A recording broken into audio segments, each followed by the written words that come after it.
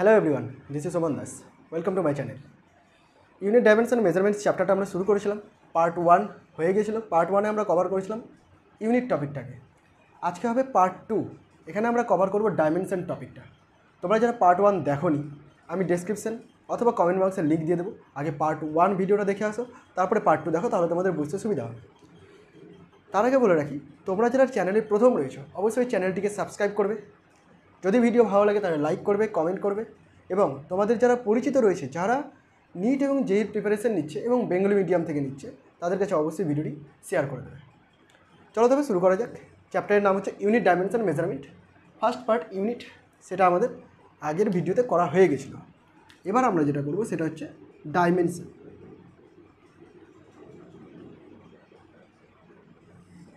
Dimension এর বাংলা নাম হচ্ছে মাত্রা। মাত্রা মনে করে দেখো, ক্লাস 9-10, বিশেষত ক্লাস 9-10-ই তোমরা মাত্রা পড়েছ। বলের মাত্রা, বলের মাত্রা কী ছিল? mL/(T⁻²). এটা তো প্রায় মুখস্থ হয়ে গেছিলো আমাদের, তাই না? বলের মাত্রা mL/(T⁻²). এছাড়াও আমরা করেছিলাম ভরের মাত্রা, শুধু এম, তাই না? সময়ের মাত্রা টি, দৈর্ঘ্যের মাত্রা এল। তারপরে আমরা করেছিলাম আয়তনের মাত্রা, সেটা কি করেছিলাম? L3। এইভাবে আমরা মাত্রা লিখেছিলাম, অর্থাৎ ডাইমেনশন লিখেছিলাম। সেই ডাইমেনশনটাই আমরা আজকে পড়ব, একটু বিস্তারিত আলোচনা করব ডাইমেনশনটা লিখে। তাহলে ডাইমেনশনটা কি? দেখো, ডাইমেনশনটা অ্যাকচুয়ালি আমি যে ফর্মটা লিখেছি, এটা অ্যাকচুয়ালি ডাইমেনশন নয়, এটা হলো ডাইমেনশনের ফর্মুলা। ঠিক আছে, ধীরে ধীরে আমরা জানবো। প্রথমত ডাইমেনশন কাকে বলবো? দেখো, ডাইমেনশন বলতে বোঝাচ্ছে যে কোনো একটা ফিজিক্যাল কোয়ান্টিটি বা কোনো একটা ভৌত রাশি, সেটা কোন কোন ফান্ডামেন্টাল কোয়ান্টিটির ওপর ডিপেন্ড করছে, কোন কোন ফান্ডামেন্টাল কোয়ান্টিটির উপর ডিপেন্ড করছে, এবং সেই কোয়ান্টিটিগুলোর কত পাওয়ারের সঙ্গে রিলেটেড। ঠিক আছে, বলের মাত্রা mL/(T⁻²). সুতরাং বলের মাত্রা থেকে আমরা দেখতে পাচ্ছি যে ভরের পাওয়ার 1 আছে, মানে ভরের পাওয়ার 1-এর সঙ্গে সঙ্গতিপূর্ণ। এলের পাওয়ার 1 আছে, তার মানে এলের পাওয়ার 1-এর সাথে সঙ্গতিপূর্ণ। টি এর পাওয়ার -2 আছে, অর্থাৎ সময়ের পাওয়ার -2 এর সঙ্গে সঙ্গতিপূর্ণ। তাহলে বলা হবে যে dimension of force, dimension of force অর্থাৎ ফোর্সের মাত্রা হলো 1 in mass, 1 in length and -2 in time. তো ডাইমেনশন বোঝাচ্ছে কি? ফান্ডামেন্টাল কোয়ান্টিটিগুলোর কোন ঘাতের সঙ্গে সম্পর্কযুক্ত। অর্থাৎ ডাইমেনশন অফ ফোর্স কী বোঝাচ্ছে? 1 ইন মাস, তার মানে মাসের 1 পাওয়ারের সাথে সম্পর্কযুক্ত, লেন্থের 1 পাওয়ারের সাথে সম্পর্কযুক্ত, এবং টাইমের -2 পাওয়ারের সঙ্গে সম্পর্কযুক্ত। তাহলে এইটা হলো ডাইমেনশন। বোঝা গেল? ডাইমেনশনের সংজ্ঞা যদি আমাদেরকে দিতে হয়, তাহলে ডাইমেনশনের সংজ্ঞা কীভাবে লিখব? দেখো,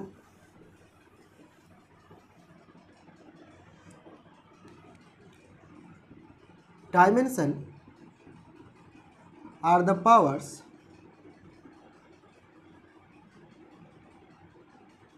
dimensions are the powers to which a fundamental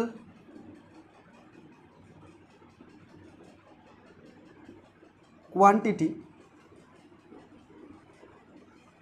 is raised to represent that quantity। বোঝা গেল? ডাইমেনশন কি? ডাইমেনশনস হলো পাওয়ারগুলো। কার পাওয়ারগুলো? ফান্ডামেন্টাল কোয়ান্টিটির পাওয়ারগুলো, যে ফান্ডামেন্টাল কোয়ান্টিটিগুলোকে ওই রাশিটাকে ডিনোট করার জন্য আমরা ইউজ করে নিয়েছি। অর্থাৎ dimensions are the powers to which a fundamental quantity is raised to express or to represent that quantity. বোঝা গেল? অর্থাৎ ডাইমেনশন কী হচ্ছে? কোনো একটা কোয়ান্টিটি, কোনো একটা ফান্ডামেন্টাল কোয়ান্টিটির কোন পাওয়ারের সঙ্গে সম্পর্কযুক্ত। এক্সাম্পল তো বলেই দিলাম, বলেরটা বলে দিয়েছি।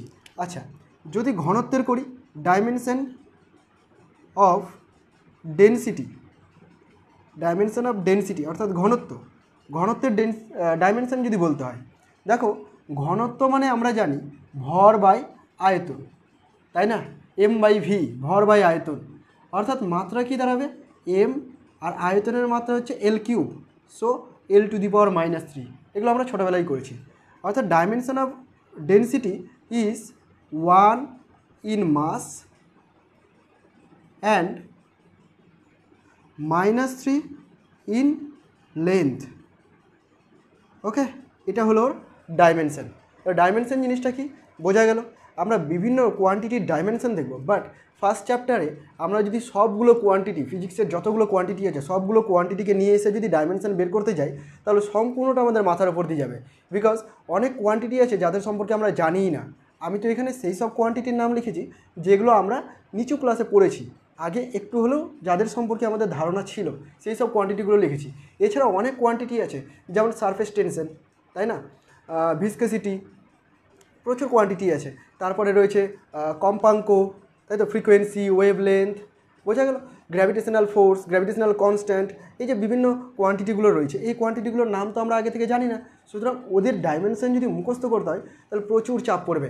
এতগুলো কোয়ান্টিটি ডাইমেনশন একসাথে মনে রাখা কখনোই সম্ভব নয়। তাই ফার্স্ট চ্যাপ্টারটা পড়বো ঠিকই, বাট প্রত্যেকটা কোয়ান্টিটির ডাইমেনশন কিন্তু আমরা আলাদা আলাদা করে মুখস্থ করব না। যখন টপিকগুলো কভার করব, আলাদা আলাদা করে চ্যাপ্টারগুলো যখন আমি কভার করব, তখন সেই চ্যাপ্টারে ওই কোয়ান্টিটি সম্পর্কে জানতে পারবো, তার ফর্মুলা জানতে পারবো, এবং ফর্মুলা যদি মুখস্থ হয়ে যায় সেখান থেকে অটোমেটিক আমরা ডাইমেনশন বের করতে পারবো। তবুও আমি কিছু কিছু ডাইমেনশন এখানে দেখিয়ে দিচ্ছি কীভাবে ডাইমেনশনগুলো বের করতে হয়। তোমরা এটা নোট ডাউন করে নেবে অবশ্যই। যদি তুমি সিরিয়াস হও তাহলে বোর্ড দেখে, পিডিএফ নোটস তো পাচ্ছ না, সুতরাং বোর্ডস দেখে তোমরা এটা পুরোপুরি খাতায় নোট ডাউন করে নেবে। ভিডিও কমপ্লিট হওয়ার পর একবার করে রিভাইজ দেবে, এবং রিভাইজ দেওয়ার পর অবশ্যই এনসিইআরটি বুকে যাবে এবং এই রিলেটেড যে টপিকগুলো থাকবে সেগুলো কভার করবে এবং প্রবলেমে গিয়ে সলভ করার চেষ্টা করবে।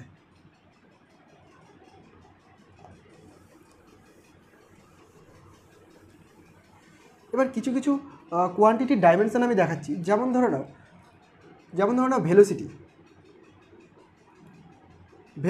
ভেলোসিটি ভিকে আমরা কি লিখতে পারি, লেন্থ বাই টাইম, তাই তো। তাহলে ডাইমেনশনাল ফর্মুলা যদি হয়, ডাইমেনশনাল ফর্মুলা কি আসবে, ক্যাপিটাল এল, আর টাইমের আসবে টি, অর্থাৎ এল টি ইনভার্স, এটা আসবে ডাইমেনশনাল ফর্মুলা। সুতরাং আমাকে যদি বলতে হয় dimension of velocity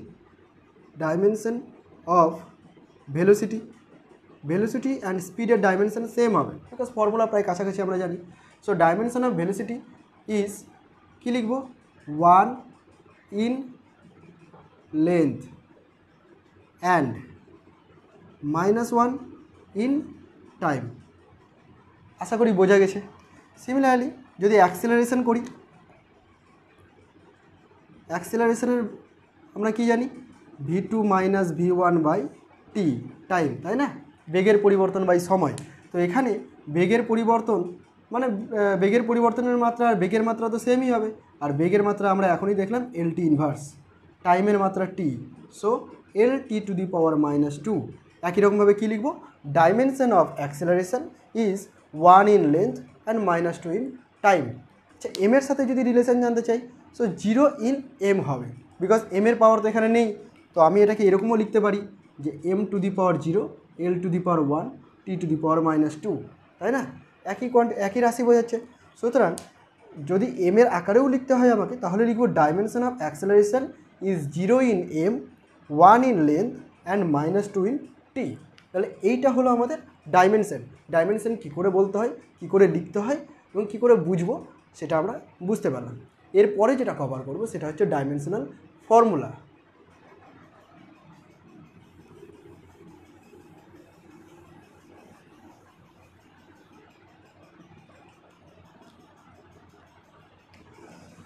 dimensional formula,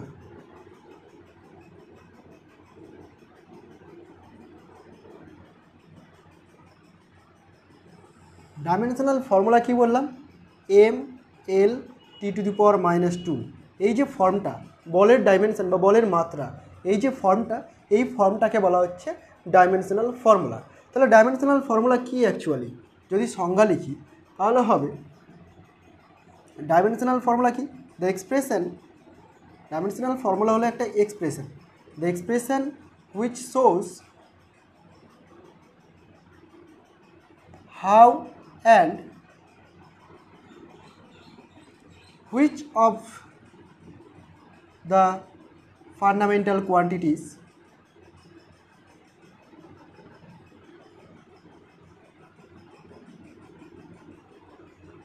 the expression which shows how and which of the fundamental quantities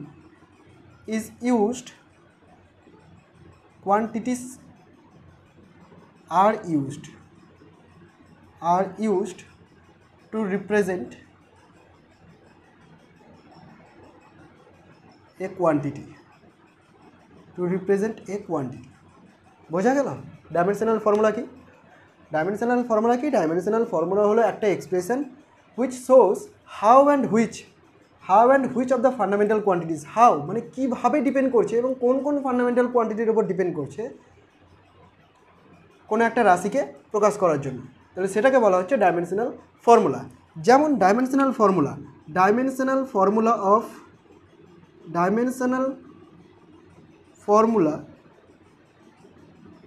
of f is mLt⁻²। বারবার একটা এক্সাম্পল নিচ্ছি, অন্য এক্সাম্পল নিই।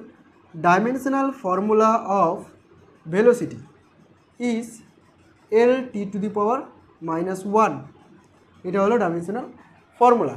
এখানে দেখো কোন কোন ফান্ডামেন্টাল কোয়ান্টিটির উপর ডিপেন্ড করছে সেটাও বুঝতে পারছি, এবং ফান্ডামেন্টাল কোয়ান্টিটিগুলোর কোন পাওয়ারের সঙ্গে অর্থাৎ হাউ কীভাবে ডিপেন্ড করছে সেটাও আমরা বুঝতে পারছি।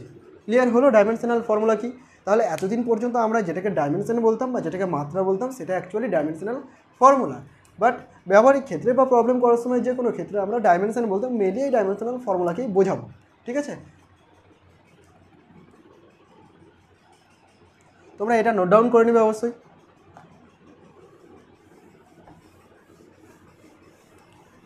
এরপরে হচ্ছে ডাইমেনশনাল ইকুয়েশন।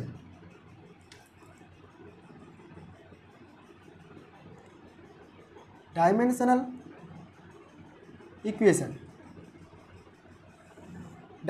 ইকুয়েশন কি?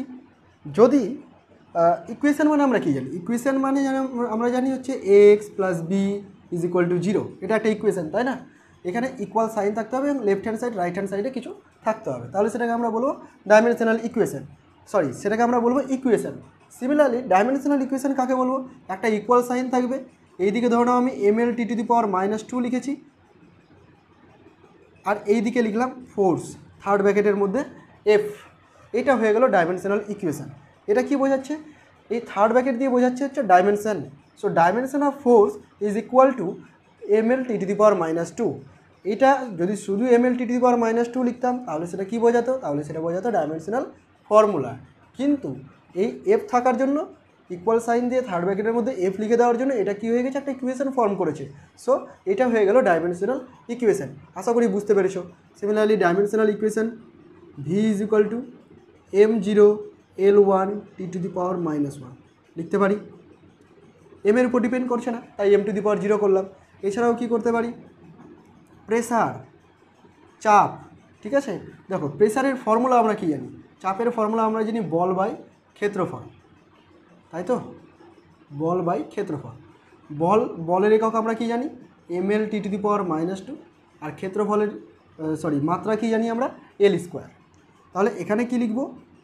এখানে বের করে নিই mL−t⁻², তাই তো? এখানে কি লিখব? mL−t⁻²। এইটা হলো চাপের ডাইমেনশনাল ইকুয়েশন। বোঝা গেল?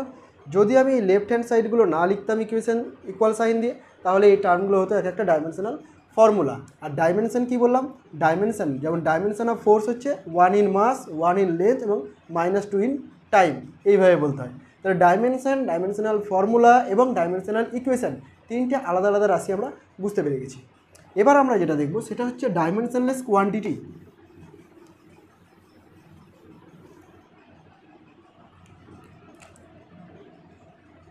ডাইমেনশনলেস নাম শুনিয়ে বুঝতে পারছো ডাইমেনশন থাকবে না। ডাইমেনশনলেস কোয়ান্টিটি কাকে বলবো? ডাইমেনশনলেস কোয়ান্টিটি যেসব কোয়ান্টিটি ডাইমেনশন নেই, যেসব কোয়ান্টিটির মাত্রা নেই। এমন অনেক রাশি আছে না যেসব কোয়ান্টিটির মাত্রা নেই? আমরা পড়েছিলাম তো ক্লাস 9-এ মাত্রাহীন ভৌত রাশি। সেই মাত্রাহীন ভৌত রাশির কথাই এখানে বলছে ডাইমেনশনলেস কোয়ান্টিটি। তো ডাইমেনশনলেস কোয়ান্টিটি কাকে বলছি? দ্য কোয়ান্টিটি দ্যাট রিপ্রেজেন্টেড, অর্থাৎ যাদেরকে প্রকাশ করা হয়, that represented as the ratio of two identical quantity, two identical quantities. The quantity that represented as the ratio of two identical quantities is known as dimensionless quantity. Dimensionless quantity. অবশ্যই তোমরা note down করে নেবে, খাতায় লিখে লিখে করবে, ঠিক আছে, যাতে করে তোমরা পরে আবার সেটাকে রিভাইজ করতে পারো। ডাইমেনশনলেস কোয়ান্টিটি বুঝতে পারলাম, তাহলে দুটো আইডেন্টিক্যাল কোয়ান্টিটিস অর্থাৎ সেম কোয়ান্টিটির রেশিও যদি হয় তাহলে তাকে বলা হবে ডাইমেনশনলেস কোয়ান্টিটি। এক্সাম্পল যদি নেওয়া যায়, এক্সাম্পল কী হবে ডাইমেনশনলেস কোয়ান্টিটির এক্সাম্পল কী হবে? দেখো, আমি তোমাদের বলেছিলাম অ্যাঙ্গেল একটা ডাইমেনশনলেস কোয়ান্টিটি, এর ডাইমেনশন নেই, পার্ট 1 ভিডিওতে বলেছিলাম, তাই না? তোমরা যারা পার্ট 1 ভিডিওটি দেখোনি অবশ্যই ডেসক্রিপশনে অথবা কমেন্ট বক্সে লিঙ্ক পাবে, ভিডিওটি অবশ্যই দেখে নিও। অ্যাঙ্গেল ইজ ইকুয়াল টু আমরা লিখেছিলাম আর্ক বাই রেডিয়াস। এখানে আর্ক মানে ছিল বৃত্তচাপ, অ্যাকচুয়ালি তো এটা লেন্থের সঙ্গে সম্পর্কযুক্ত। রেডিয়াস এটাও তো লেন্থ, তো দুটো লেন্থের রেশিওকে যদি রেশিও হয়ে যায় তাহলে সেটাকে আমরা ডাইমেনশনলেস কোয়ান্টিটি বলতে পারি, কোনো ডাইমেনশন নেই। একই রকমভাবে সলিড অ্যাঙ্গেলকে আমরা কী লিখেছিলাম? এরিয়া বাই রেডিয়াসের স্কোয়ার, তাই না? এরিয়া বাই রেডিয়াসের স্কোয়ার। তাহলে এটাও দেখো ওপর নিচ ইউনিট কেটেই যাচ্ছে, ডাইমেনশন থাকছে না, সুতরাং এটাও ডাইমেনশনলেস কোয়ান্টিটি। কিন্তু এই দুটো কোয়ান্টিটি ডাইমেনশনলেস হলেও এদের এদের ইউনিট ছিল, সেটা আমরা পার্ট 1-এ বলেছিলাম। সেই জন্য এই দুটোকে কী বলা হচ্ছিল? Supplementary quantity. চলো, এই দুটো ছাড়াও কি আরও অন্য কোনো কোয়ান্টিটি হতে পারে যাদের ডাইমেনশন নেই? হতে পারে, যেমন ধরে নাও পয়সনস রেশিও, পয়সনের অনুপাত, এটা তোমরা হয়তো করোনি এখনও, পয়সনস রেশিও। এছাড়া হতে পারে ট্রাইগোনোমেট্রিক ফাংশনস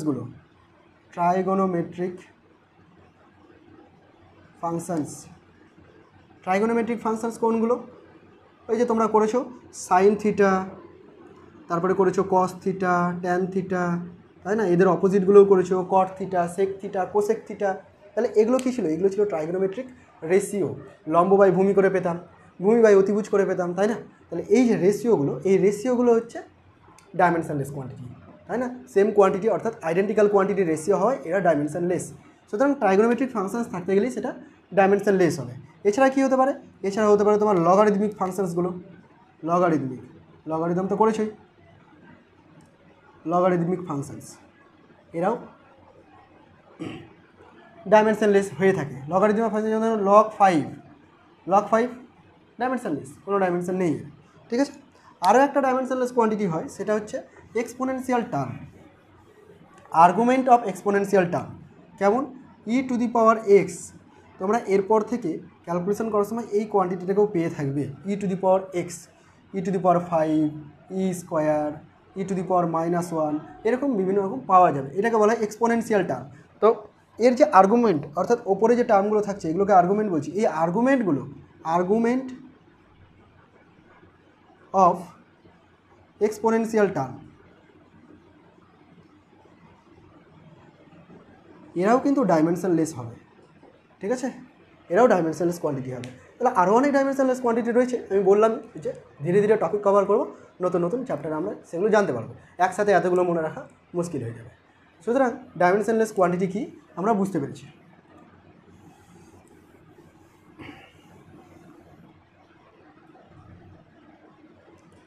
নেক্সট আমরা দেখব প্রিন্সিপাল অফ হোমোজিনিটি।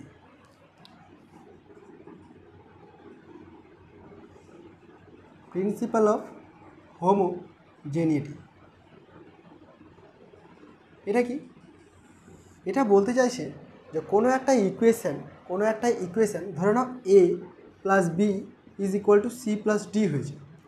তো প্রিন্সিপাল অফ হোমোজিনিটি বলছে যে লেফট হ্যান্ড সাইডের dimension of left hand side = dimension of right hand side, ঠিক আছে?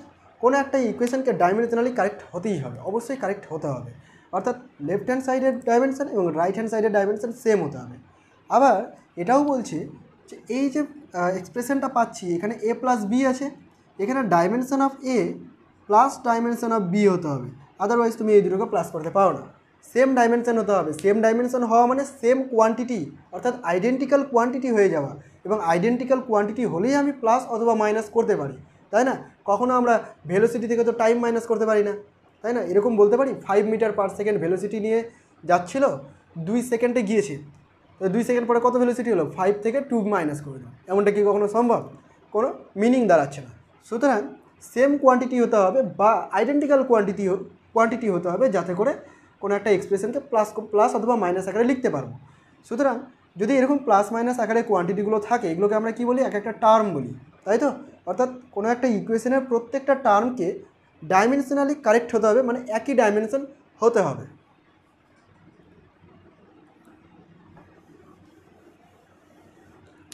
A correct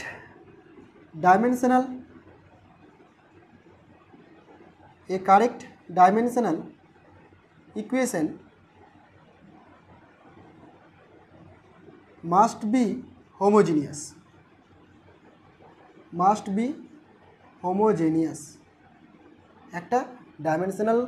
একটা ইকুয়েশনকে যদি ডাইমেনশনালি কারেক্ট হতে হয় তাহলে তাকে হোমোজেনিয়াস হতে হবে। হোমোজেনিয়াস হওয়ার কথা অর্থ কি? That is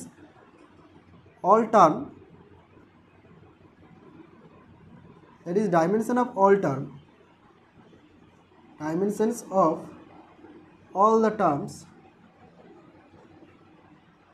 must be same. বোঝা গেছে নিশ্চয়ই? এক্সাম্পল দিয়েও বুঝিয়ে দিয়েছি, a + b = c + d করে, যে homogeneity, principal of homogeneity follow করবে। ঠিক আছে, এরপরে আমরা করব dimensional analysis. Most important part এই টপিকের। ডাইমেনশনাল অ্যানালিসিস থেকেই প্রিভিয়াস ইয়ারে প্রচুর কোশ্চেন এসছে। খুব ভালো করে ডাইমেনশনাল অ্যানালিসিসটা বোঝার চেষ্টা করি। ডাইমেনশনাল অ্যানালিসিসে কী করব আমরা? ডাইমেনশনাল অ্যানালিসিস করে আমরা 3টে কাজ করতে পারি। হেডিং দিয়ে দিচ্ছি ডাইমেনশনাল অ্যানালিসিস। ঠিক আছে, ডাইমেনশনাল অ্যানালিসিস করে আমরা কি করতে পারি? দেখো, to check whether the equation is dimensionally correct or not. অর্থাৎ আমরা চেক করতে পারি কোনো একটা ইকুয়েশন ডাইমেনশনালি কারেক্ট আছে কি নেই। বোঝা গেল? কোনো একটা ইকুয়েশন যদি সঠিক হয়, ইকুয়েশনের ফর্মটা যদি সঠিক হয়, তাহলে তাকে অবশ্যই ডাইমেনশনালি কারেক্ট হতেই হবে। বোঝা গেল? কিন্তু এর উল্টোটা সবসময় সত্য নাও হতে পারে। অর্থাৎ কোনো ইকুয়েশন যদি ডাইমেনশনালি কারেক্ট হয়ে যায়, তাহলে যে ওকে আমি সঠিক বলতে পারি তা নাও হতে পারে। ঠিক আছে, সেটা আমি ধীরে ধীরে বোঝাবো, একটু পরেই এরকম একটা এক্সাম্পল নিয়ে করে দেখাবো। সুতরাং প্রথমত এইটুকু জেনে রাখি যে কোনো একটা ইকুয়েশন কারেক্ট কিনা, ডাইমেনশনালি কারেক্ট কিনা, সেটা আমরা ডাইমেনশনাল অ্যানালিসিস থেকে জানতে পারবো। একটা কোশ্চেন নিয়ে নিই, তাহলে সুবিধা হবে। কোশ্চেনটা বলছে prove that half mv² is equal two mgh। একটা ইকুয়েশান, এটা ডাইমেনশনালি কারেক্ট, এটা আমাকে প্রুভ করতে হবে। ঠিক আছে, prove that half mv² is equal two mgh, এটা আমাকে ডাইমেনশনালি কারেক্ট প্রুভ করতে হবে। প্রথমত দেখো, তোমরা তো এই ফর্মগুলোকে চেনো, তাই না? Half mv² means kinetic energy অথবা গতি শক্তি, এটা আমরা আগে থেকে জানি। mgh মানে হচ্ছে স্থিতিশক্তি অথবা পোটেনশিয়াল এনার্জি, এটাও আমরা আগে থেকে জানি এই ফর্মগুলো। তো দুটোই তো শক্তির ফর্ম, আর দুটোই একই কোয়ান্টিটি দাঁড়ালো, শক্তি অর্থাৎ এনার্জি। সুতরাং এটা তো ডাইমেনশনালি কারেক্ট হবেই, কিন্তু আমাকে সেটা প্রুভ করে দেখাতে হবে ডাইমেনশনালি কারেক্ট হচ্ছে। তো আমি কি করে প্রুভ করব? দেখো, ডাইমেনশনালি কারেক্ট প্রুভ করার জন্য আমি কি করব? প্রথমত dimension of left hand side, third ব্র্যাকেটের মধ্যে লিখে দিলাম, এর মানে হচ্ছে ডাইমেনশন বোঝাচ্ছি। তো dimension of left hand side কী হবে? Dimension of half. প্রথমত 1/2 একটা কনস্ট্যান্ট টার্ম, কনস্ট্যান্ট টার্মের কোনো ডাইমেনশন হয় না, কোনো নাম্বারের কোনো ডাইমেনশন হয় না, জাস্ট কোয়ান্টিটির ডাইমেনশন হয়। তাহলে হাফের কোনো ডাইমেনশন নেই। ডাইমেনশন কার আছে? ডাইমেনশন আছে এম এর। ডাইমেনশন কার আছে? ডাইমেনশন রয়েছে ভি এর। স্কোয়ার করে দিলাম যেহেতু ভি এর স্কোয়ার ছিল। নাও ডাইমেনশন অফ এম মানে হচ্ছে ক্যাপিটাল এম, আমরা ক্যাপিটাল এম দিয়ে ডাইমেনশন প্রকাশ করি এম এর। এবং বেগের ডাইমেনশনকে কী দিয়ে প্রকাশ করি? LT inverse. একটু আগেই কয়েকটা এক্সাম্পল দিয়ে দেখিয়ে দিয়েছি এলটি ইনভার্স। এদেরকে যদি কম্বাইন করি তাহলে এইরকম দাঁড়াবে ml² t⁻²। খেয়াল করো, ml² t⁻²। এটা হলো লেফট হ্যান্ড সাইডের ডাইমেনশন। সিমিলারলি আমি বের করব রাইট হ্যান্ড সাইডের dimension, dimension of right hand side. কী করে বের করবো? দেখো, dimension of M dimension of G, dimension of H. এবার এই কোয়ান্টিটিগুলো সম্পর্কে তোমাকে জানতে হবে। তুমি যদি এই কোয়ান্টিটিগুলো সম্পর্কে না জানো তাহলে ডাইমেনশন বের করতে পারবে না। ডাইমেনশন অফ এম মানে হচ্ছে ক্যাপিটাল এম। ডাইমেনশন অফ জি, জি মানে কি? জি মানে হচ্ছে অভিকর্ষজ ত্বরণ, তাই না? আমরা বাংলা মিডিয়ামে পড়েছি অভিকর্ষজ ত্বরণ, বা এটাকে বলতে পারি acceleration due to gravity. Acceleration due to gravity. তো অ্যাক্সেলারেশন ডিউ টু গ্র্যাভিটি অথবা অভিকর্ষজ ত্বরণ অ্যাকচুয়ালি তো এক ধরনের ত্বরণ, তাই না? ত্বরণের মাত্রা কী হয়? L T to the power -2। আর এইচ মানে হাইট, অ্যাকচুয়ালি লেন্থ বোঝাচ্ছে, মাত্রা হবে এল। এদেরকে যদি কম্বাইন করা যায় তাহলে M L square T to the power -2 দাঁড়াচ্ছে। বোঝা গেল? খেয়াল করে দেখো, left hand side dimension, right hand side dimension equal এসছে, সুতরাং প্রিন্সিপাল অফ হোমোজিনিটি মেনে চলছে। সুতরাং এখান থেকে বলতে পারি যে এরা ডাইমেনশনালি কারেক্ট। আমার কথাটা ভালো করে শুনবে, আমি বলেছি ডাইমেনশনালি কারেক্ট, কারেক্ট বলিনি, কারণ ডাইমেনশনালি কারেক্ট হতে গেলেই যে কারেক্ট হতে হবে এর কোনো মানে নেই, কারেক্ট নাও হতে পারে। বোঝা গেল? কিন্তু কোনো ইকুয়েশন যদি কারেক্ট হয় তাহলে তাকে অবশ্যই ডাইমেনশনালি কারেক্ট হতে হবে। আশা করি গুলিয়ে যায়নি তোমাদের। চলো নেক্সট দেখা যাক। এটা গেল first application to check whether the equation is dimensionally correct or not. ঠিক আছে, তোমরা অবশ্যই নোট ডাউন করে নেবে যাতে করে পরে সেটাকে আবার রিভাইজ করতে পারো। এবার 2 নাম্বার যেটা আমরা দেখব, 2 নাম্বার হচ্ছে কোনো একটা ইকুয়েশন গঠন করব। ঠিক আছে, 2 নাম্বার হচ্ছে কোনো একটা ইকুয়েশন গঠন করব। নাম্বার 2, ডেরিভেশন অফ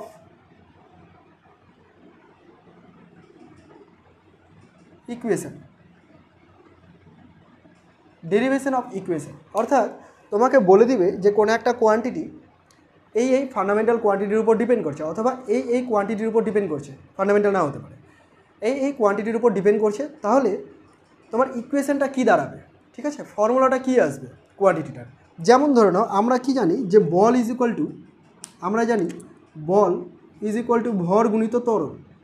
তোমাকে বলে দিল যে কোনো একটা বল এফ, এটা ভরের উপর ডিপেন্ড করে এবং এর উপর ডিপেন্ড করে, অর্থাৎ ফাংশন অফ এম এবং এ। ঠিক আছে, তুমি এদেরকে নিয়ে রিলেশন বের করো। ধরো তুমি এটা জানো না আগে থেকে, তোমাকে এই রিলেশনটা নিয়ে আসতে হবে। কী করে নিয়ে আসবে তুমি, সেটাই এখানে করবো, ডেরিভেশন অফ ইকুয়েশন। এই ডাইমেনশনাল অ্যানালিসিস করে আমরা কোনো একটা ইকুয়েশনকে ডিরাইভ করতে পারবো যদি আমার ওই কোয়ান্টিটিটা কী কী কোয়ান্টিটির উপর ডিপেন্ড করছে সেটা যদি জানা থাকে তবেই। তাহলে একটা কোশ্চেন নিয়ে নিই, দেখো কোশ্চেন নিয়ে বুঝতে গেলে খুব সুবিধা হবে। কোশ্চেনটা বলছে, আচ্ছা আমি লিখছি না, কোশ্চেনটা আমি বলে দিচ্ছি, চেষ্টা করবো তোমাদের স্ক্রিনে শো করে দেওয়ার, তোমরা সেখান থেকে দেখে নাও। কোশ্চেনটা বলছে time period T of simple pendulum depends upon length L of the pendulum and gravitational acceleration g. The formula for the time period of simple pendulum is dash. Dash পূরণ করতে হবে। তোমরা নিশ্চয়ই কোশ্চেনটা দেখতে পাচ্ছ। তাহলে দেখো এখানে টাইম পিরিয়ড টি, টাইম পিরিয়ডের কথা বলেছে টি। এই টাইম পিরিয়ড সিম্পল পেন্ডুলামের, এটা কিসের উপর ডিপেন্ড করছে? এটা ডিপেন্ড করছে এল এর উপর, এবং কার উপর ডিপেন্ড করছে? Acceleration due to gravity G এর উপর ডিপেন্ড করছে। অর্থাৎ T is equal to function of L and G, L এবং জি এর ফাংশান। বোঝা গেল? কিন্তু আমি জানি না টি এর সঙ্গে রিলেশনটা কেমন হবে, এল এর পাওয়ার কত আসবে, জি এর পাওয়ার কত আসবে, আমার জানা নেই। প্রথমত আমি তোমাকে বলে দিই যে এই ফর্মুলাটা দাঁড়ায় এই রকম, টি ইজ ইকুয়াল টু 2π√L/g। তোমরা যারা প্রথম ক্লাস 11-এ পড়ছো শেষের দিকে এই চ্যাপ্টারটা তোমরা পেয়ে যাবে, সরল দোলক, সেখানে তোমরা টাইম পিরিয়ড বের করবে। আর যারা পড়ে নিয়েছে তারা তো জানোই যে টি ইজ ইকুয়াল টু 2π√L/g খুব ইম্পর্ট্যান্ট একটা ফর্মুলা, অনেক জায়গায় আমাদের এটা প্রুভ করার কাজে লাগে। কী করে আমি অঙ্কটা এগাবো? দেখো অঙ্কটা যেহেতু আমার জানা নেই তাই শুরু করছি কীভাবে, আমি ধরে নিচ্ছি let T proportional to L to the power A and G to the power B. অর্থাৎ টাইম পিরিয়ডটা এল এর এ পাওয়ারের সঙ্গে এবং জি এর বি পাওয়ারের সঙ্গে সম্পর্কযুক্ত। এ আর বি কত বেরাবে আমার জানা নেই, 1 2 3 4 -1 -2 -3 যে কোনো কিছু বেরাতে পারে। নাও তুমি ডাইমেনশনালি রেখো। এবার টি এর ডাইমেনশন আমরা কি জানি? টি মানে হচ্ছে টাইম পিরিয়ড, টাইম অ্যাকচুয়ালি টাইমের ডাইমেনশন কী হয়? ক্যাপিটাল টি হয়। প্রপোর্শনাল টু এল মানে হচ্ছে লেন্থ, লেন্থের ডাইমেনশন কী হয়? ক্যাপিটাল এল, পাওয়ারে এ ছিল। ওকে, জি, জি এর ডাইমেনশন কী হয়? জি মানে হচ্ছে acceleration due to gravity, it means অ্যাক্সিলারেশনকে বোঝাচ্ছে। So L T to the power -2 পাওয়ারে কী দাঁড়াচ্ছে? বি। ক্লিয়ার? এদেরকে যদি কম্বাইন করি এবং একটু যদি সাজিয়ে লিখি তাহলে কী আসবে দেখো।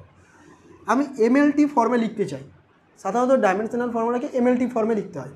তো এম এর পাওয়ার এখানে তো নেই কিছু, এল এর পাওয়ারও নেই, টি এর পাওয়ার 1 ছিল। ক্লিয়ার, কোনো চেঞ্জ করিনি। নেক্সট এখানে দেখো এম নেই, সো এম এর পাওয়ার 0, এল এর পাওয়ারে এ রয়েছে এবং এল এর পাওয়ারে বি রয়েছে, সো এ প্লাস বি, এগুলো তো কম্বাইন তোমরা করতে পারবে। টি এর পাওয়ারে কত রয়েছে, -2b। ক্লিয়ার এতটুকু? এটা হচ্ছে তোমার ডাইমেনশনাল ফর্মুলা দাঁড়ালো লেফট হ্যান্ড সাইড এবং রাইট হ্যান্ড সাইডে। এবার আমরা জানি ইকুয়েশনটাকে কারেক্ট হতে হলে ডাইমেনশনালি কারেক্ট হতে হয়, সুতরাং এইদিকে ডাইমেনশন ওইদিকে ডাইমেনশন সেম হতে হবে, প্রিন্সিপাল অফ হোমোজেনিটি। সো তুমি কি লিখতে পারো এখান থেকে, দেখো -2b টি এর পাওয়ার রয়েছে এবং এখানে টি এর পাওয়ার রয়েছে 1, সো -2b = 1 আর b = -1/2, বি এর মান দাঁড়ালো -1/2। সিমিলারলি তুমি দেখো এল এর পাওয়ারকে ইকুয়াল যদি করে দাও a প্লাস বি, এখানে এল এর পাওয়ার রয়েছে 0, সো a = -b এবং বি এর মান আমি এখানে পেয়ে গেছি, সো এখানে বসাতে গেলে কি দাঁড়াবে, a = 1/2। ক্লিয়ার হলো? অর্থাৎ এই যে ফাংশানটা টি, এটা এল এবং জি এর কোন পাওয়ারের সঙ্গে সম্পর্কযুক্ত সেটা দেখো আমি ডাইমেনশনাল ইকুয়েশনকে কাজে লাগিয়ে বের করে নিয়েছি। এবার তুমি ইকুয়েশনটাকে লিখতে পারো। কি লিখবে? তুমি লিখবে T proportional to L to the power A, A means half, এবং G to the power B, B means -half. Clear এতটুকু? না টি প্রপোর্শনাল টু, এটাকে দেখো তো আমি এরকম লিখতে পারি কিনা, √L/G, এল এর পাওয়ারে হাফ মানে √, জি এর পাওয়ারে হাফ মানে √, মাইনাস ছিল তাই নিচে চলে গেছে। ঠিক আছে, অর্থাৎ টি = দাঁড়ালো √L/G। এটা হচ্ছে আমার ইকুয়েশান, টি এর সঙ্গে এল এবং জি এর সম্পর্ক। এবার প্রপোর্শনালিটি সাইন যদি আমি সরিয়ে দিই তাহলে একটা কনস্ট্যান্ট আসার কথা, টি = k √L/G। এইটা হয়ে গেল আমার মেইন ইকুয়েশন, টি = k √L/G। ক্লিয়ার এতটুকু? কিন্তু নিট অথবা জেইর অপশান তো তোমরা পাবে, এমসিকিউ পাবে, সেখানে সাধারণত এই ফর্মটা না দিয়ে এরকম ফর্ম দিতে পারে। 1 নম্বর অপশান দিল টি = 2π √L/G, 2 নম্বর অপশান দিল টি = 2π √Lg, 3 নম্বর অপশান ধরে নাও টি = 2π √G/L, এবং 4 নম্বর অপশান বলে দিল নান, একটাও নাই। ঠিক আছে, তাহলে কোন অপশানটা ঠিক হবে? আমি তো এখানে কে বের করেছি, অ্যাকচুয়ালি আমি এখানে কে এর ভ্যালুটা জানি না, অর্থাৎ কনস্ট্যান্টের ভ্যালুটা জানি না, সেই জন্য আমি সেটাকে কে ধরে নিয়েছি। তো এখানে অপশান অনুযায়ী কে এর ভ্যালু দিয়ে বসিয়েছে, আমি সেখান থেকে চুজ করে নেব। দেখো এই ফর্মটা স্যাটিসফাই করছে, তাই না, 2π √L/G। বাকি যে ফর্মুলা আছে √Lg তো সম্ভব নয়, √G/L সম্ভব নয়, তার মানে এই ফর্মটা এক্সিস্ট করছে, সুতরাং অপশানে এই ফর্মটাকে তোমরা টিক করবে। বোঝা গেল ডাইমেনশনাল অ্যানালিসিসকে কাজে লাগিয়ে কী করে আমরা একটা ইকুয়েশনকে ডিরাইভ করে দিচ্ছি। ব্যাস, এই রিলেটেড কয়েকটা অ্যাপ্লিকেশান আমরা করব, এরপরে আরেকটা ভিডিও দেবো, সেই ভিডিওতে আমরা যে টপিকগুলো কভার করলাম ইউনিট এবং ডাইমেনশন, সেই ইউনিট এবং ডাইমেনশনের প্রবলেমগুলোকে দিয়ে দেবো। তোমরা অবশ্যই এইগুলোকে নোট ডাউন করে করবে। 3 নম্বর পয়েন্ট হচ্ছে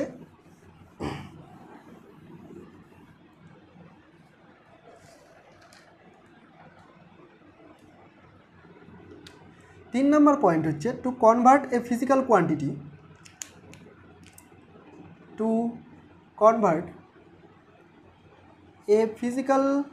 quantity from one system of unit to another। বুঝতে পেরেছো নিশ্চয়ই? কোনো একটা ফিজিক্যাল কোয়ান্টিটিকে কোনো এক সিস্টেম থেকে অন্য কোনো সিস্টেমে নিয়ে যাওয়ার জন্য আমরা ডাইমেনশনাল অ্যানালিসিসকে কাজে লাগাবো। অ্যাকচুয়ালি এখানে শুধুমাত্র ডাইমেনশনাল অ্যানালিসিস থাকবে না, এখানে ইউনিটকেও আমরা কাজে লাগাবো। তো দেখো কোনো একটা কোয়ান্টিটিকে যখন এক্সপ্রেস করি, ধরে নাও ভরকে আমি লিখেছি 1 কেজি, তাই তো, একে যদি আমি সিজিএস সিস্টেমে নিয়ে যাই তাহলে বলতে হতো আমাকে 1000 গ্রাম, তাই না, আমি সিম্বল আকারে লিখছি। বা আমি যদি বলতাম 5 কেজি, তাহলে সিজিএস সিস্টেমে আমাকে লিখতে হতো 5000 গ্রাম। ঠিক আছে, খেয়াল করে দেখো এখানে দুটো সিস্টেম অফ ইউনিট রয়েছে। প্রথমটা রয়েছে এসআই সিস্টেম বা এমকেএস সিস্টেমও বলতে পারি এটাকে, দ্বিতীয়টা রয়েছে সিজিএস সিস্টেম, তাই না। তাহলে দুটো সিস্টেমকে আমরা ইকুয়াল করেছি। দেখো এটাকে যদি আমি জেনারেলি লিখতে চাই তাহলে জেনারেল ফর্ম এরকম দাঁড়াবে না, N1 U1 equal to N2U2। বুঝতে কি পারছো? N1টা হচ্ছে এই সিস্টেমের নিউমেরিক্যাল ভ্যালু, কেজিটা ইউনিট, U1 দিয়ে প্রকাশ করেছি। N2টা হচ্ছে সেকেন্ড সিস্টেমের নিউমেরিক্যাল ভ্যালু এবং UTটা হচ্ছে সেকেন্ড সিস্টেমের ইউনিট। তাহলে আমরা কোনো কোয়ান্টিটি যদি দুটো সিস্টেম অফ ইউনিট দিয়ে প্রকাশ করতে চাই তাহলে এইভাবে লিখতে পারি, N1U1 ইকুয়াল টু N2U2। বোঝা গেছে? এবার এইখানে দেখে নাও, N1 তো একটা নাম্বার, তাই না, একটা নিউমেরিক্যাল ভ্যালু, এর তো ডাইমেনশন সম্ভব নয়। সম্ভব কার? ইউনিটের ডাইমেনশন সম্ভব, তাই না? এবার কোনো একটা ডাইমেনশনকে আমরা সাধারণত MLT দিয়েই প্রকাশ করি, MLT এইভাবে প্রকাশ করি। তো প্রথম সিস্টেম বোঝানোর জন্য আমি M1 L1 T1 করে দিচ্ছি এবং ধরে নিচ্ছি এই যে কোয়ান্টিটিটা U1 যার ইউনিট, সেই কোয়ান্টিটিটা M এর A পাওয়ার, L এর B পাওয়ার এবং T এর C পাওয়ারের সঙ্গে সম্পর্কযুক্ত। ঠিক আছে? এটা ডাইমেনশনাল ফর্মুলা, নিশ্চয়ই বুঝতে পারছো। ইকুয়াল যখন করে দেবো তখন সেটা ডাইমেনশনাল ইকুয়েশন হয়ে যাচ্ছে। এটা N2টা কি? সেকেন্ড সিস্টেমের ক্ষেত্রে নিউমেরিক্যাল ভ্যালু। আচ্ছা, এখানে যে কোয়ান্টিটিটা রয়েছে সেম কোয়ান্টিটি তো থাকবে, তাই না? এখানে যদি ভর নিই তাহলে ওইদিকেও ভর থাকতে হবে, এদিকে বেগ নিলে ওইদিকেও বেগ থাকতে হবে। সুতরাং কোয়ান্টিটি সেম। কী হয়ে গেল? M2 L2 T2 second system বোঝানোর জন্য। কিন্তু পাওয়ার তো একই থাকতে হবে, ABC। পাওয়ার যদি চেঞ্জ হয়ে যায় কোয়ান্টিটি চেঞ্জ হয়ে গেল, তাই না? ডাইমেনশনালি তো সেম থাকতে হচ্ছে। সুতরাং এইভাবে ডিপেন্ড করছে। এবার এটাকে যদি আমরা একটু জেনারেলাইজ করি তাহলে দেখো এরকম লিখতে পারবো কি না, N2 is equal two N1 ব্র্যাকেটের মধ্যে M1 by M2 power A, L1 by L2 power B এবং T1 by T2 power C। এইভাবে লিখতে পারি তো? এই ফর্মটাকে আমরা কাজে লাগাবো একটা সিস্টেম থেকে অন্য কোনো সিস্টেমে যাওয়ার জন্য। বোঝা গেছে আশা করি? একটা এক্সাম্পল না দিলে তো বুঝতে পারবো না ভালো করে, তাহলে একটা এক্সাম্পল দিই।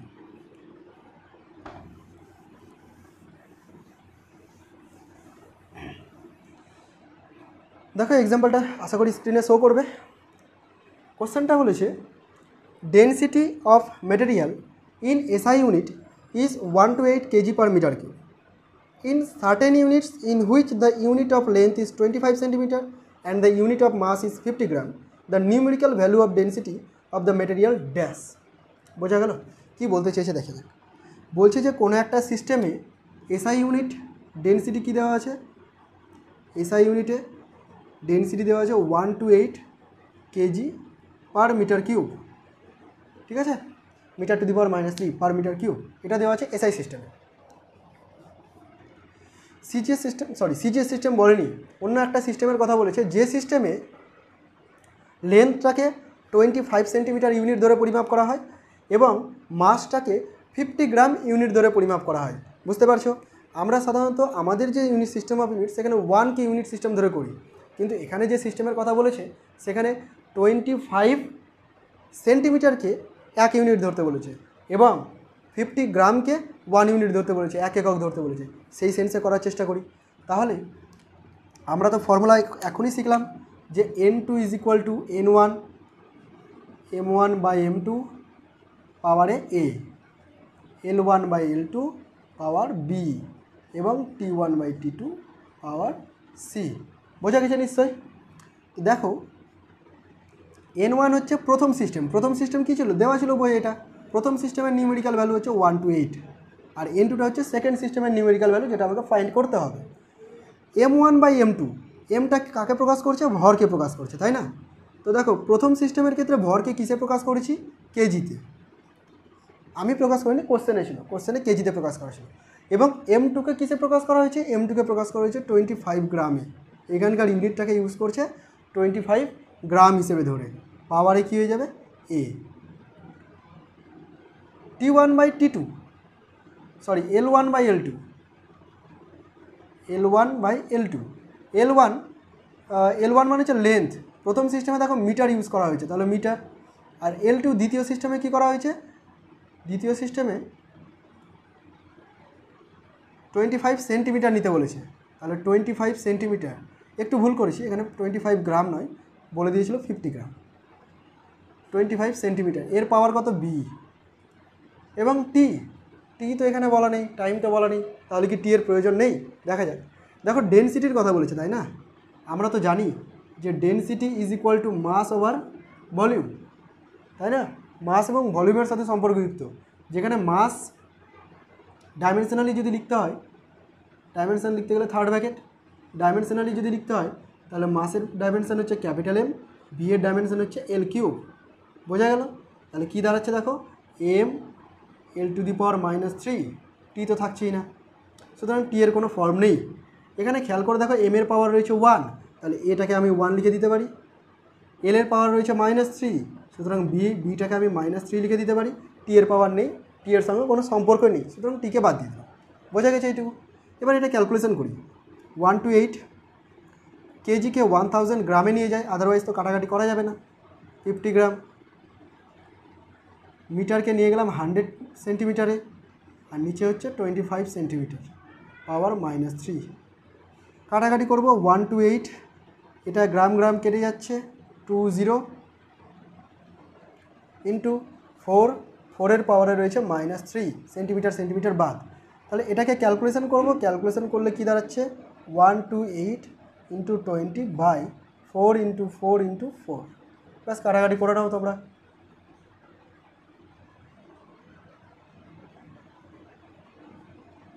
এটা দাঁড়াচ্ছে 5 8 40, 40। তাহলে সেকেন্ড সিস্টেমের নিউমেরিক্যাল ভ্যালুটা কত হবে? 40 হবে। আশা করি তোমরা বুঝতে পেরেছো, এক্সাম্পল দিয়ে খুব সহজেই বোঝা যাচ্ছে। এইভাবে আমরা দেখো একটা সিস্টেম অফ ইউনিট থেকে অন্য সিস্টেম অফ ইউনিটে চলে গেলাম।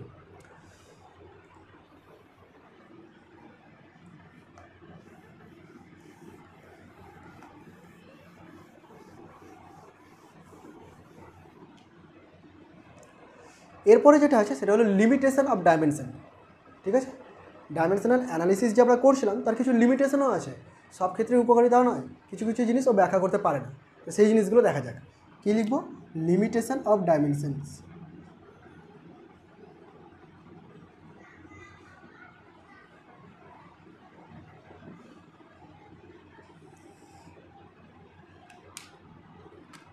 এক নম্বর হচ্ছে this method cannot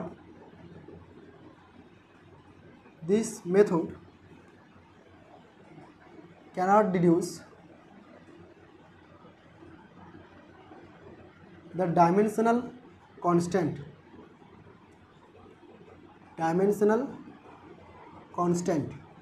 মানে এই মেথড দিয়ে আমরা কোনো ডাইমেনশনাল কনস্ট্যান্ট, যদি কোনো কনস্ট্যান্টের ডাইমেনশন থাকে তাকে ডাইমেনশনাল কনস্ট্যান্ট বলবো, সেই ডাইমেনশনাল কনস্ট্যান্টের কোনো আইডিয়া দিতে পারে না। যেমন ধরো না আমরা করেছিলাম না, একটু আগেই করলাম না, টি = 2π√L/g। তো দেখো ডাইমেনশনাল অ্যানালিসিস করে কিন্তু আমরা 2π-কে পাইনি, আমরা কে পেয়েছিলাম, তাই না? 2π যেহেতু পাওয়া যাচ্ছে না, সুতরাং ডাইমেনশনাল কনস্ট্যান্টের ব্যাপারে কোনো কিছু বলতে পারছে না। দ্বিতীয়ত, it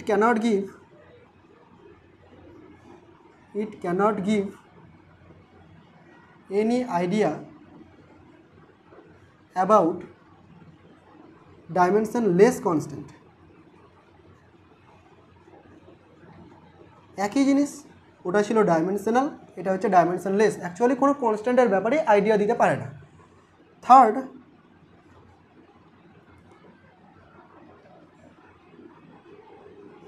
রিলেশন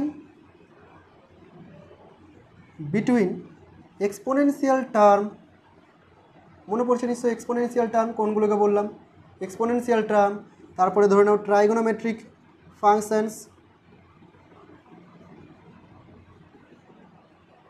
ঠিক আছে, ট্রাইগোনোমেট্রিক ফাংশনস, এদের রিলেশন সম্পর্কে কোনো আইডিয়া দিতে পারে না। এদের রিলেশন কী হয় এদের তা বলতে পারে না, কারণ এক্সপোনেনশিয়াল টার্মের তো কোনো ডাইমেনশন নেই, কনস্ট্যান্টে যেমন কোনো ডাইমেনশন থাকছিল না, সুতরাং ডাইমেনশন নিয়ে এদেরকে কোনো কিছু বলা যাচ্ছে না। এই টার্মগুলো, relation between exponential term, trigonometric function etcetera cannot be deduced। আশা করি লিমিটেশন অফ ডাইমেনশনস বোঝা গেল। তোমাদের সুবিধার জন্য আমি এগুলো লিখে লিখে করে দিয়েছি, তোমরা অবশ্যই এগুলো স্ক্রিনশট নিতে পারো, অথবা ভিডিও দেখার সময় খাতা ও পেন নিয়ে বসবে এবং এগুলোকে নোট ডাউন করে নেবে। তাহলে তোমাদের কী হবে, অনেকদিন মনেও থাকবে, জিনিসটা ভুলে যাবে না সহজে, এবং পরবর্তীকালে এই নোটটা যখন তোমরা আবার খাতায় খুলে দেখতে পাবে তখন আবার পড়তে মন চাইবে। সুতরাং ভিডিওটি কমপ্লিট হয়ে যাওয়ার পর অবশ্যই একবার করে রিভাইজ করে দাও তোমার কপিটা, এবং তারপর এনসিইআরটি বুককে ফলো করো। এনসিইআরটি বুকে গিয়ে এই রিলেটেড পয়েন্টস টু পয়েন্টার আমি বলেছিলাম, পয়েন্টস টু পয়েন্টারগুলোকে দেখার চেষ্টা করো, এবং এই রিলেটেড যেসব প্রবলেমগুলো আছে যেগুলো করে দেওয়া আছে সলভ, সেই প্রবলেমগুলোকে প্রথমে বোঝার চেষ্টা করো। ঠিক আছে, তাহলে এই ছিল আজকের ভিডিও। কেমন লাগলো ভিডিওটি অবশ্যই বলবে, লাইক করে দিও, কমেন্ট করে দিও এবং তোমাদের যারা পরিচিত রয়েছে তাদের কাছে অবশ্যই ভিডিওটা শেয়ার করে দিও।